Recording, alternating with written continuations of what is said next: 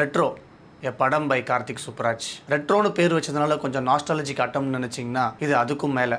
பாரிவேல் கண்ணல்னு ஒருத்தனோட லைஃப்பில் இருக்கிற லவ், லாஃப்டர், வார் இல்லை, ரெவல்யூஷன். இதுதான் இந்த படத்தோட கதையே. பாரிவேல் கண்ணனா சூர்யாவும், ருக்மிணியா பூஜா ஹெக்டேவும், திலகனா ஜோஜு ஜார்ஜும் பண்ணியிருக்காங்க. பாரிவேல் கண்ணனும் ருக்மிணியும் லவ் பண்றாங்க. அவளுக்கு வயலன்ஸ் பிடிக்காததுனால அவங்க அப்பா அடிதடி, சண்டை இது எல்லாத்தையும் விட்டுட்டு வரான். கடைசியா அவங்க அப்பாக்காக ஒரு வேலை செய்யறான். அந்த வேலையில ஒரு பிரச்சனை. அந்த பிரச்சனைனால ருக்மிணியும் பாரிவேல் கண்ணனும் பிரிகிறாங்க. அதுக்கப்புறம் என்ன நடந்துச்சு, அது என்ன பிரச்சனை, பாரி வயலன்ஸை விட்டானா இல்லையா, பாரியும் ருக்மிணியும் ஒன்றா சேர்ந்தாங்களா இல்லையா, இதுதான் இந்த படத்தோட கதையே. கார்த்திக் சுப்ராஜும் சூர்யாவும் ஒன்றா சேர்ந்து படம் பண்ண போகிறாங்கன்னு சொன்னதுலேருந்தே இந்த படத்துக்கு ரொம்ப எக்ஸைட்மெண்ட் இருந்துச்சு. அதுவும் கார்த்திக் சுப்ராஜ் லவ் ஸ்டோரி பண்ண போகிறான்னு சொன்னதுக்கப்புறம் இன்னும் எக்ஸைட்மெண்ட் அதிகமாக இருந்துச்சு. அவர் சொன்ன மாதிரியே இது ஒரு 100% லவ் ஸ்டோரி தான். அந்த லவ்க்காக எடுக்கிற ஒவ்வொரு டிசிஷனும் தான் இந்த படத்தையே மூவ் பண்ணுது. ஒரு படத்தோட கதையை டிஃப்ரெண்ட்டாக சொல்லணும்னு காம்ப்ளிகேட் பண்ணாமல் அதை ஆடியன்ஸ்க்கு எவ்வளோ ஈஸியாக சொல்ல முடியுமோ அதுதான் இந்த படத்தில் கார்த்திக் சுப்ராஜ் பண்ணியிருக்காரு. சூர்யாவோட கேரக்டர் ஆர்க் செம்ம டிஃப்ரெண்ட்டாக இருந்துச்சு. ஃபர்ஸ்ட் ஆஃப் ஃபுல்லாக ரகடாக கோவமாகவே இருப்பார். அது ஏன்னு தெரிய வர இடம், அந்த பேக் ஸ்டோரியோட ரைட்டிங் சூப்பராக இருந்துச்சு.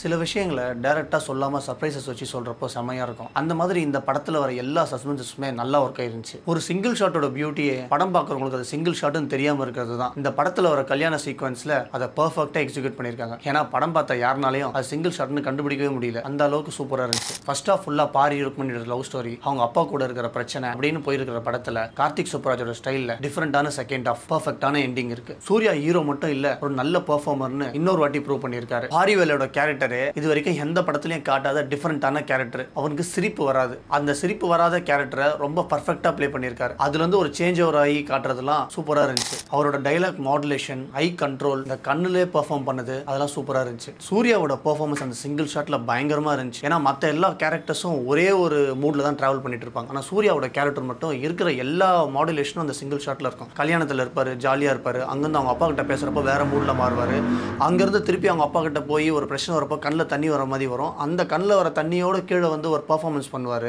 ஒரு டான்ஸ் ஆடுவார், ஜாலியாக இருப்பார். அதுக்கப்புறம் போனால் ஒரு ஆக்ஷன், அந்த ஆக்ஷனோட கண்டினியூட்டியோட வந்து திருப்பியும் பேசுவார். பயங்கரமான ஒரு அந்த 15 மினிட்ஸ் சீக்வன்ஸில் மோஸ்ட்லி மற்ற கேரக்டர்ஸ்லாம் ஒரு 1 or 3 மினிட்ஸ் வந்துட்டு போகிற மாதிரி இருக்கும். ஆனால் சூர்யா மட்டும் அந்த 15 மினிட்ஸும் ஓலா ட்ராவல் பண்ணுற மாதிரி இருக்கும். அதை வேற லெவலில் பெர்ஃபார்ம் பண்ணியிருந்தார். பூஜா ஹெக்டே ஃபைனலி ஒரு தமிழ் ஃபிலிமில் அவங்களே வாய்ஸ் கொடுத்து சூப்பராக பெர்ஃபார்ம் பண்ணியிருக்காங்க. சந்தோஷ் நாராயணனோட மியூசிக் இந்த படத்துக்கே பெரிய ப்ளஸ். பாட்டு, பேக்ரவுண்ட் மியூசிக், தீம் மியூசிக் எல்லாமே பயங்கரமாக இருந்துச்சு.